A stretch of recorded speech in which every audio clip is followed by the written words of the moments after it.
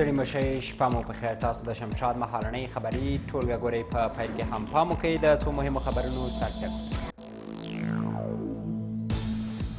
له افغان دولته غچ اخلي.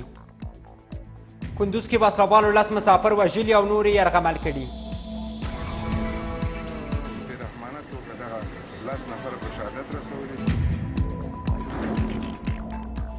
د داعش پر ضد د امنیت شورا نوې تګلاره. امنیتي ادارو ته واک ورکړل شوی چې له ټولو امکاناتو کار واخلي. د افغانستان دولت داعش د خپل ستراتیژیک دښمن په توګه تعریف کړی. له حکمتیار سره د سولې خبرو باوري کړي. د مولا رسول ډله د سولې خبرو لپاره چمتووالی نیسي. حکومت هم به نوبه خود استقبال کرده، شورای عالی صلح هم استقبال کرده. خپل سر اوبه زراعتي ځمکو ته سموي. زراعت وزارت د اوبو شبکو د جوړېدو کارونه پیل کړل. 21500 جریب زمین تحت پوشش خواهد آمد. په شکونو پسې څېړنې کوي. د هند په نظامي مرکز کې 14 زیات پوځیان وژلي.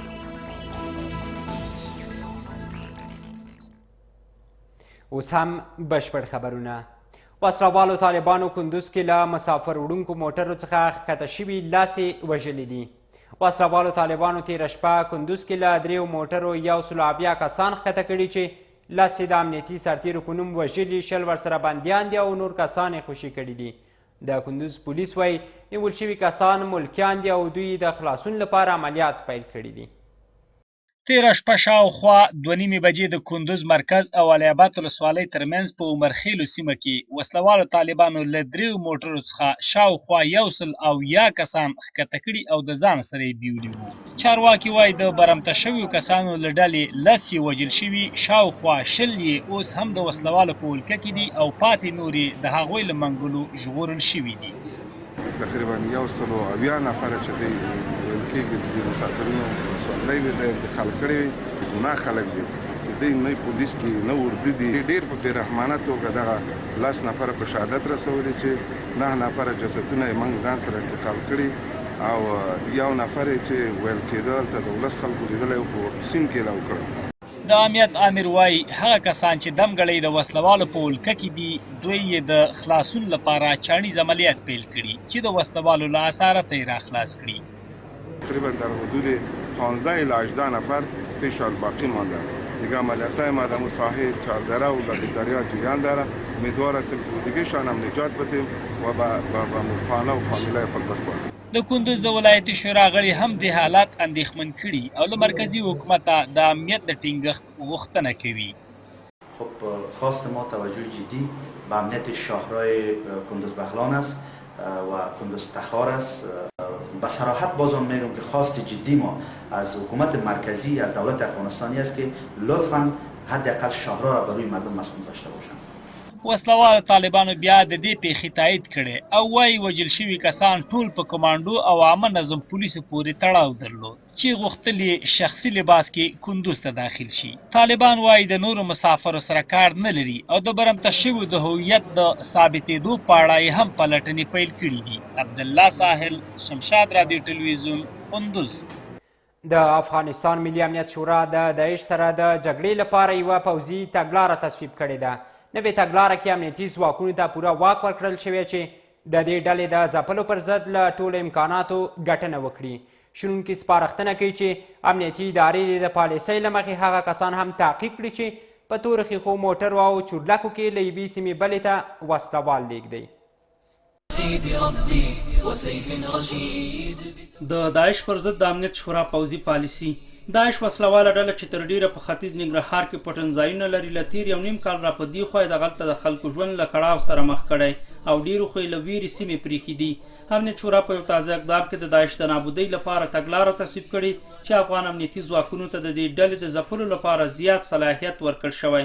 د دې ستراتیژۍ هدف دا دی چې په افغانستان کې د داعش د تروریستي ډلې د فعالیتونو مخه ونیول شي او دا ډله له منځه یوړل شي.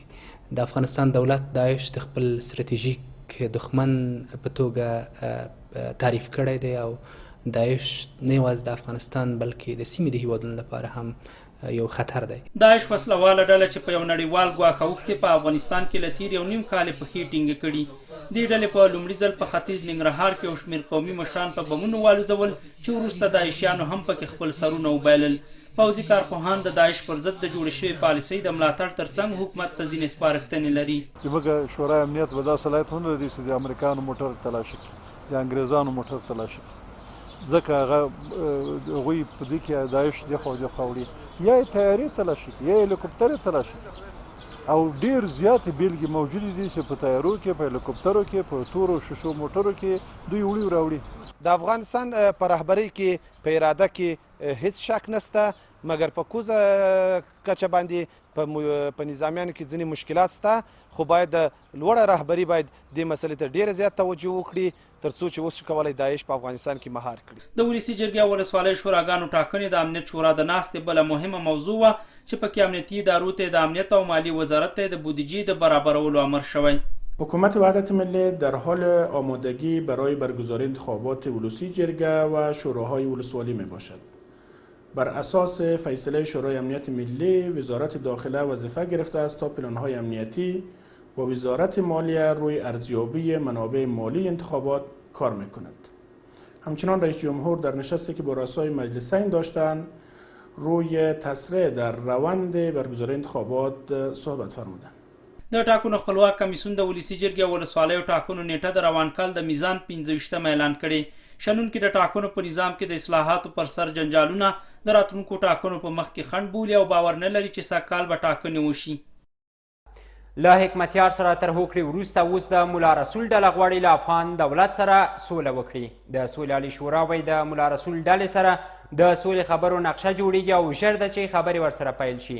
له دې سره د حکمتیار زوی وایي حکومت ته تر هوکړې لیک وروسته به د حزب امیر کابل ته راشي.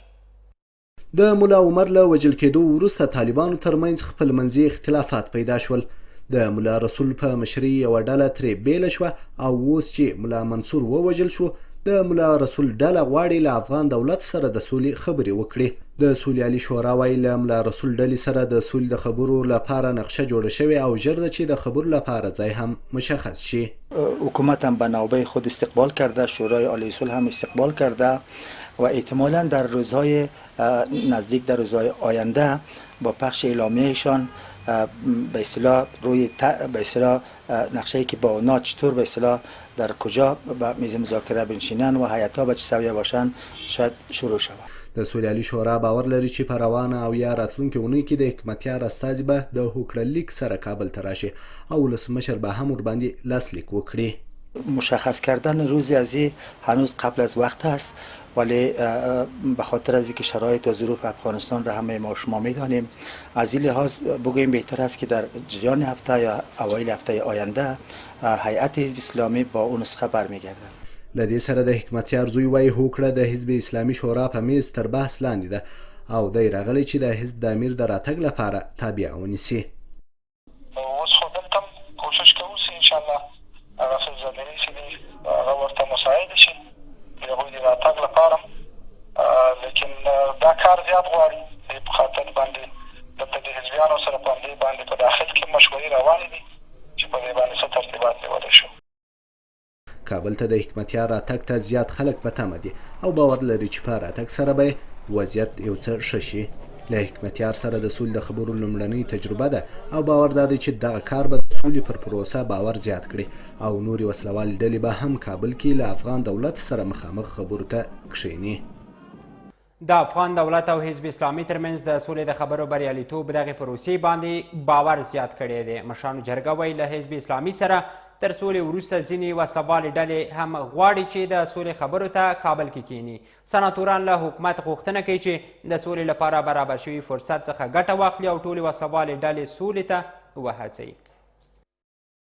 له افغان دولت سره د سولې خبرو ته د ملا رسول په مشرۍ د وسلوالې ډلې لیوالتیا ټول خوشبین کړي چې د سولې پروسې یو بل پړاو به هم بریالی شي، خو چې په دې برخه کې رښتینې هڅې وشي.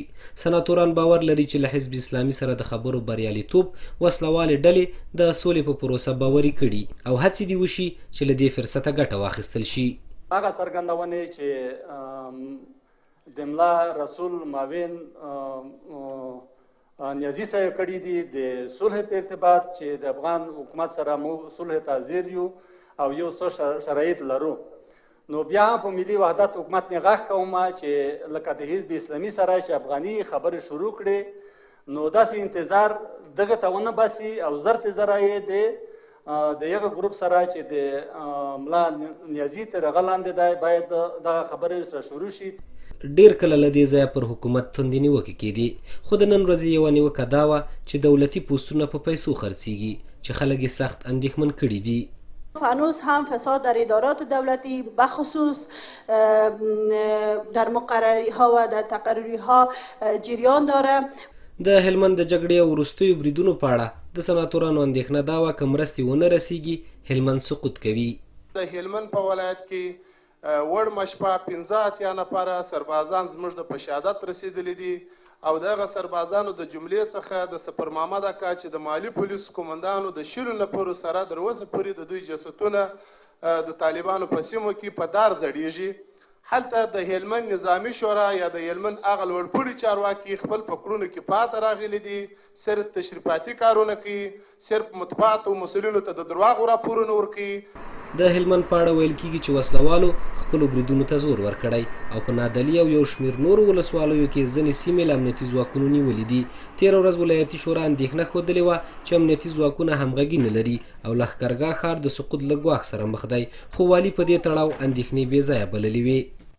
د پکتیا په یو شمېر ولسوالیو کې د جګړې مشري د افغان طالبانو پر ځای پاکستاني وسلوال کوي. د پکتیا امنیه قمنداني وایي په اریوب ځاځیو، احمد خیل او څمکنۍ ولسوالیو کې پیل شوي عملیات بریالي روان دي او په دغو سیمو کې د جګړې مشري د افغان طالبانو پر ځای د پاکستاني وسلوالو په لاس کې ده. په ورته وخت کې د پکتیا ولایتي شورا د جګړې په لومړۍ کرښه کې د امنیتي ځواکونو پر نه همغږۍ نیوکه کوي او وایي چې د ځواکونو د پرمختګ مخه یې ډب کړې ده. د پکتیا امنیه قمندان مل پاسوال قادر زدران اریوب ځاځیو، احمد خیلو او څمکنیو کې پیل شوي عملیات بریالي بولي او وایي چې ځواکونو ډیری سیمې د وسلوالو له موجودیته پاکې کړي دي. قادر زدران وایي هلته د مخالفو جنګیالیو مشري پاکستاني وسلوال کوي او تر اوسه د یوه مهم قمندان په ګډون 40 وسلوال وژل شوي دي. هم تاییدوم او هم په مکمل ډول نه ردوم دا موضوع. ممکن د دوی په رهبرۍ کې د دوی په جنګیالیو کې پاکستاني وزیر مسعود شمالي وزیرستان د خلک ورسره وي، مګر موږ ته راپورونه راغلي ول د راپورو د کشفي راپورونو په اساس. د پکتیا ولایتي شورا غړی عبدالمالک ځاځی د جګړې په لومړۍ کرښه کې د امنیتي ځواکونو پر همغږۍ اندېښنه څرګندوي او وایي د نه همغږۍ له کبله نږدې و چې اریوب ځاځیو کې یو شمېر پوستې سقوط وکړي. که پولی پولیسو جنگ وردوی هغه خپل اکړه هغه څو قوت چې دی هغه په یو وخت کې نه استعمالوي چې تر څو پولیس د جنگ د مرحلې نه روم. تاسو د سرحدي پوستې په ارتباط ویل چې په هغې نه برید و هلته امنیتي ځواکونو کومک نه دی کړی. دوی امنیتي ځواکونو ته هلته داسې ضرورت نه احساسوو چې په موږ یې غږ کړی وي هلته زموږ عملیاتي قوتونو نه چې موږ سره کومک وکړي. د وسلوالو طالبانو ویان ذبیح الله مجاهد پکتیا کې په روانو عملیاتو کې د پاکستاني وسلوالو موجودیت ردوي او وایي چې امنیتي چارواکي د خپلو نیمګړتیاوو پټولو لپاره دا ډول څرګندونې کوي. د پکتیا امنیه قمندان هغه راپورونه د طالبانو تبلیغاتي جګړه وبلله چې اریوب ځاځیو کې د شپې پر ګرځېدو بندیز لګولی او خلکو ته یې د ګیرو پرېښودو امر کړی. حکمت نیازی، شمشاد تلویزیون، پکتیا. په 3 کلونو کې په کور دننه د بې ځایه شویو افغانانو کچه 2 برابره لوړه شوې ده. د بخښنې نړیوال سازمان دغه شمېر د اندېښنې وړ بولي او زیاتوي که افغان حکومت او نړیواله ټولنه دې مسلې ته جدي پام ونه کړي وضعیت به نور هم کړکېچن شي. په کابل او یو شمېر ولایتونو کې بې ځایه شوي له خپل ناسم وضعیت څخه کړېږي. جګړه په کور دننه د بې ځایه شویو د شمېر د زیاتېدو لوی لامل دی. روان وضعیت په کتو ورځې بلې ته د بې ځایه شویو شمېر مخ په ډېرېدو دی. د بخښنې نړیوال سازمان په دې برخه کې تازه راپور خپور کړ چې له مخې د بې ځایه شویو پر وضعیت اندېښنه ښودل شوې. د راپور چمتو کوونکي وایي چې په تېرو څو کلونو کې د بې ځایه شویو شمېر 50 سلنه زیات شوی دی. مهم ټکي دا دي چې له 2012 کال را په دې خوا د بېځایه شویو شمېر 50% زیات شوی. دغه 1.2 میلیونه وګړي یوازې د جګړو له امله بېځایه شوي. دوی نه له پاکستان او نه هم له ایران راستانه شوي. دا هغه کسان دي چې یوازې د تاوتریخوالي له امله یې د خپلو سیمو پرېږدو ته زړه ښه کړی. دغه سازمان وایي کله چې کندوز د طالبانو له سقوط سره مخ شو 90% زیان یې ملکي وګړو ته ورسېد او په هغه وخت کې ګڼ شمېر افغانان نسبتاً امنو سیمو ته کډوال شول. که څه هم افغان حکومت په کور دننه د بېځایه شویو د ستونزو د حل لپاره پالیسي جوړه کړې، خو د بخښنې نړیوال سازمان افغان حکومت په دې برخه کې پاتې بولي. افغان حکومت د پالیسۍ په پلي کېدو کې ناکام و. افغان حکومت هم له زیاتو ستونزو سره مخ و. جګړه زیاته شوې او اقتصاد هم کمزوری. په 2014 کال کې کله چې په دې برخه کې پالیسي پلي کېدله د ولسمشریزو ټاکنو د ترسره کېدو لپاره پام ډیر شو. د ظرفیت او بودیجې کموالی او د کډوالو وزارت کم امکانات د دغه پالیسۍ د نه پلي کېدو لوی لاملونه دي. د راپور پر اساس پلازمینه کابل ته د جګړو له امله راستانه شوي کډوال له سختو ستونزو سره مخ دي. د ببرک چمن کمپ اوسیدونکی حسین وایي برق در تای سر ما برق نداریم. میگه تو مهاجر هستی. لاین در تای سرمون برق نداریم. او در زیر پای ما نه از چای عمیق نمیزنه. ما یک بشکه و 20 روپه میخریم. کل اینمی مهاجری که 52 کم در کابل است کل مشکل گرفتار از تنها ما نه. د دې سربیره د افغان حکومت او طالبانو ترمنځ په جګړو کې تر ټولو ډیره مرګ ژوبله هم ملکي وګړو ته رسیږي، په داسې حال کې چې دواړه لوري د ملکي وګړو د مرګ ژوبلې او روان ژوند ساتنې ته د جدي پام خبره کوي. هیواد کې 80% ښارونه غیر پلاني سیمو کې جوړ شوي دي. د ښار جوړونې وزارت وایي د ښاري پراختیا د قانون نشتون د دې لامل شوی چې هر ځای ښارونه خپل سرې جوړ شي او هیڅ ډول ښاري اسانتیاوې ونه لري. د ښار جوړونې وزیر چې مشرانو جرګې ورغوښتې او ډاډ ورکړ چې د چین او قطر هیوادونو په مرسته تر 10,000 زیات کورونه جوړیږي چې امنیتي سرتیرو او دولتي مامورینو ته به وویشل شي. تل د ښارونو په اړه شکایتونه دي چې په خپل سري ډول بې پلانه جوړیږي چې بیا پکې د ژوند ډېرې اسانتیاوې نه وي. د ښار جوړونې وزارت اوس په ډاګه کړه چې د ښاري پراختیا قانون نه لري چې د ښاري پراختیا په برخه کې زیاتې ستونزې پیدا کړي دي. نه شهرسازی و نه شاروالی ها هیچ کدام قانونی وجود نداره در حکومت ما در این بخش و در قسمتی که یک کسی یا یک شهروند ما یک تعمیری که اجازه 2 منزله دارن اونا 6 منزل جور میکنن. هیچ کدام جنبه حقوقی و قانونی صلاحیت به ما نیست که ما بریم از خنزو بگیریم. د ښار جوړونې وزیر چې مشرانو جرګې استجواب کړی و د سناتورانو له پوښتنو سره مخ و چې هر یو یې خپلې اندېښنې شریکولې. شماری از تعمیرهایی که در کابل قد بلند کردن و آباد شدن متاسفانه ویزه اول و نقشه اول کاری را ندارن و اینا به زور آباد شدن. در رابطه با پروژه های اساسی تطبیقی وزارت شهرسازی در سال 1395 خورشیدی و ماسترپلان شهری در شهر کابل و ولایات توضیح دهید. اداري فساد، د اسعارو بیې لوړوالی او د پروژو د لګښت غیر معیاري اټکلونه د دې لامل شوي چې د ښاري پراختیا وزارت کې د بودیجې کسر رامنځته کړي. د ښار جوړونې وزارت په خبره 80% ښارونه بې پلانه جوړ شوي دي. در افغانستان متاسفانه 75% شهرهای ما ساحات غیر پلانی را تشکیل میده. ما باید در این قسمت اقدام بکنیم. پلانهای مشخص باید داشته باشیم. د ښار جوړونې وزیر مشرانو جرګې ته ویل چې د کور جوړونې په برخه کې 2 سترې پروژې تر لاس لاندې لري چې په نږدې راتلونکي کې به بشپړې شي. نوموړی وایي دغه پروژې چین او قطر هیوادونه تمویلوي چې 10,000 کورونه چین او 1000 هغه قطر هیواد جوړوي. د ښاري پراختیا د وزیر په وینا چې په 2 سترو ښارونو کې د ښارونو د پراختیا لپاره یې ځانګړي ماسټر پلانونه جوړ کړي. په افغانستان کې 3 میلیونه ماشومان له زده کړو پاتې دي. د کار او ټولنیزو چارو وزارت وایي داسې طرحې برابرې کړي چې په پلي کېدو سره به یې ماشومانو ته د زده کړو ترڅنګ حرفوي زده کړې هم ورکړي. د کار او ټولنیزو چارو وزارت د ماشومانو د نړیوالې ورځې په نمانځ غونډه کې له 25 ډېرو دولتي او خصوصي ادارو سره د ماشومانو لپاره د پانګونې هوکړې وکړې.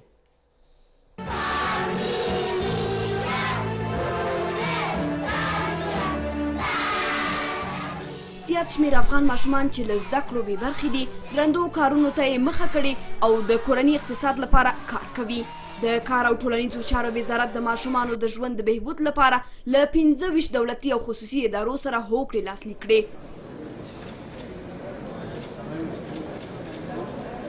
د دغه هوکړو په اساس به ماشومانو ته د عصري زده کړو ترڅنګ حرفه‌ای زده کړې هم برابر شي چې د ژوند په رازونو به وپوهیږي. بر اساس احصایه یونیسف و ریاست احصایه مرکزی در حدود 14 میلیون طفل که عمرشان از 0 تا 18 سال است که از آن جمله در حدود بیش از 9 میلیون طفل به مکتب می روند و در حدود 3 میلیون اطفال آسیب پذیر می باشند که از تعلیم و تربیه به دور مانده و به حمایت نیاز دارند.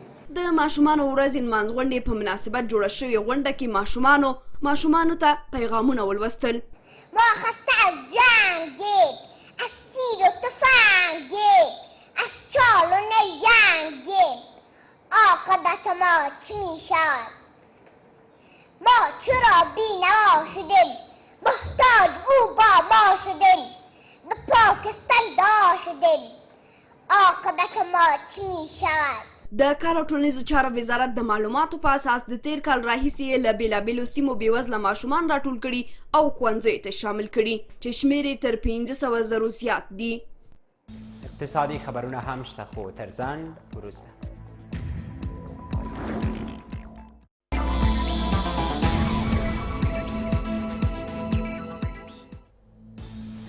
ستړي مشئ، اوس هم څو مهم اقتصادي خبرونه.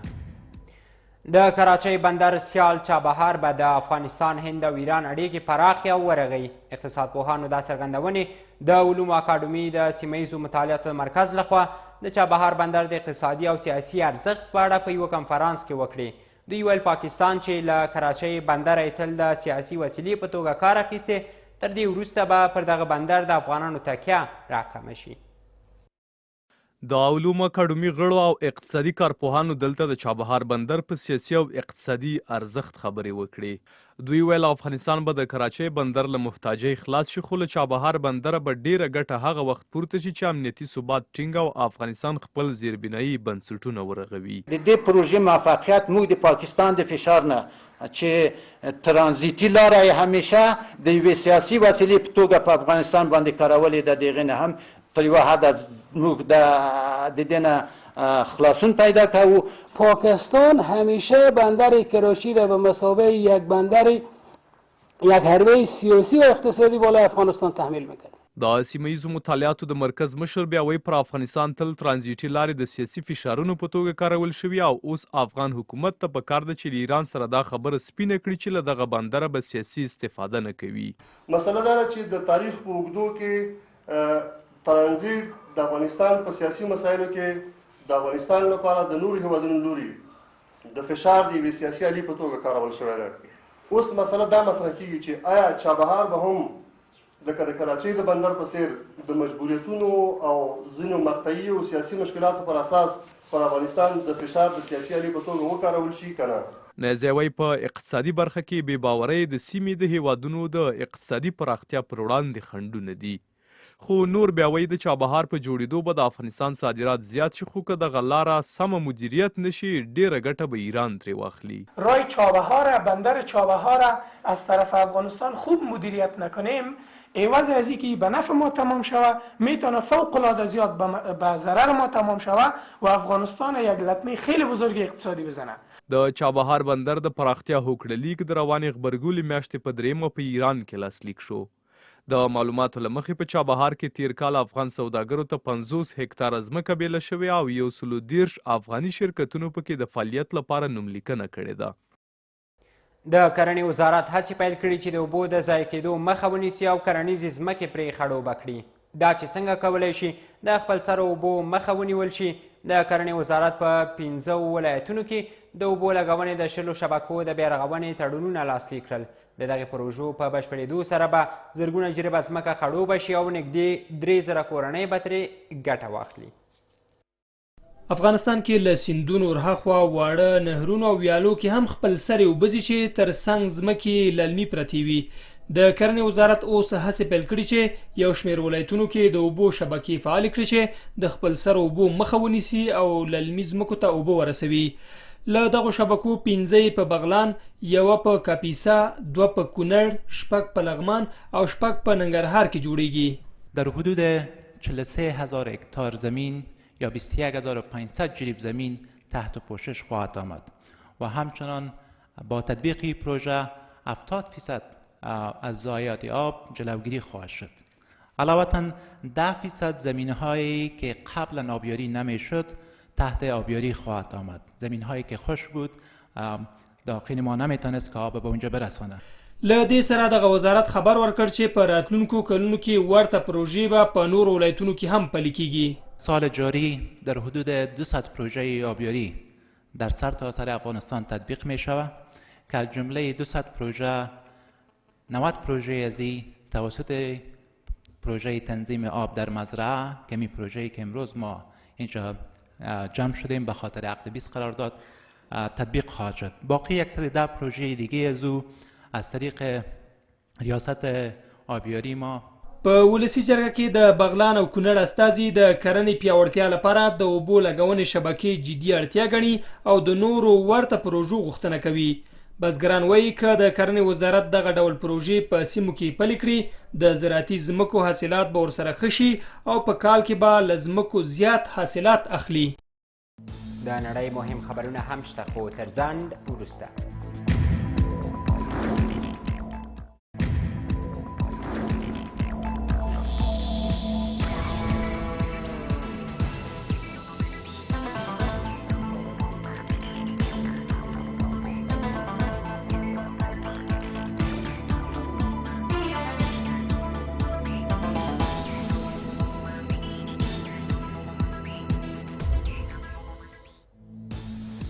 راغلاست. اوس هم د نړۍ څو مهم خبرونه.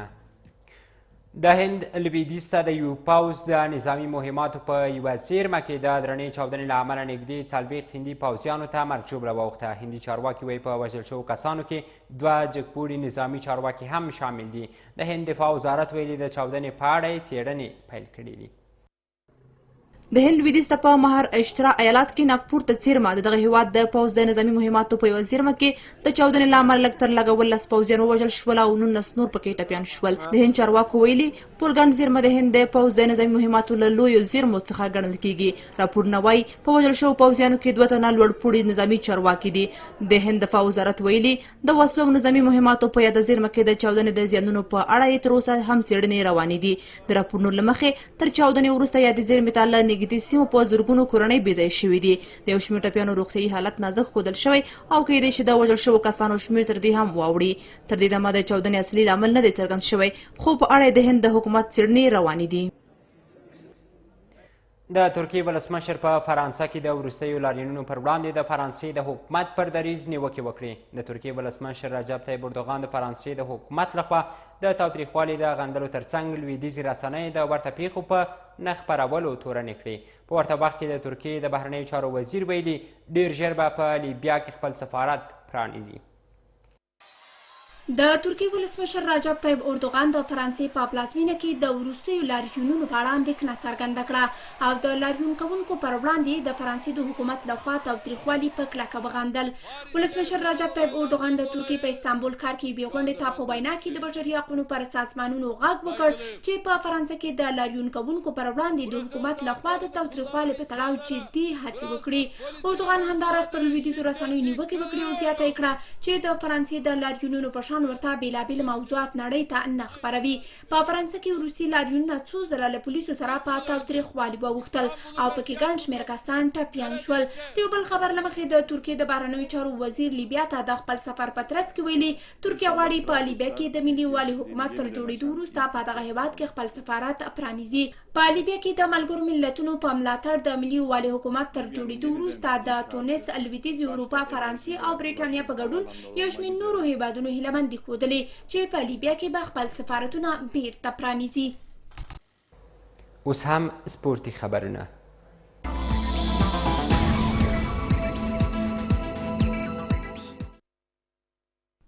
د افغانستان د کرکټ بورډ پرمختیایي لوبډلې په 2مه ورځنۍ لوبه کې د حبیب بینک کرکټ لوبډله د ماتې سره مخ کړه.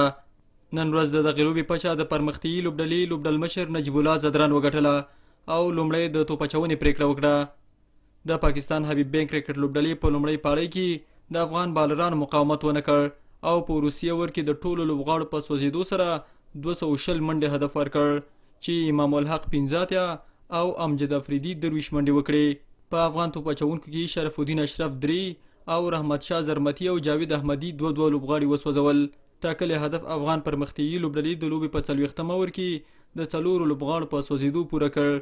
د افغان لوبغاړو په توپ وهونکو کې حشمت الله شهیدي 9.50 نجیب الله زدران 3 او جاوید احمدي 30 منډې وکړې. تر دې وړاندې په لومړۍ یو ورځنۍ لوبه کې د پاکستان حبیب بینک کرکټ لوبډلې افغان پرمختیایي لوبډله د ماتې سره مخ کړې وه. د دغو دواړو لوبډلو ترمنځ درېیمې ورځنۍ لوبه به د پنجشنبې په ورځ وشي.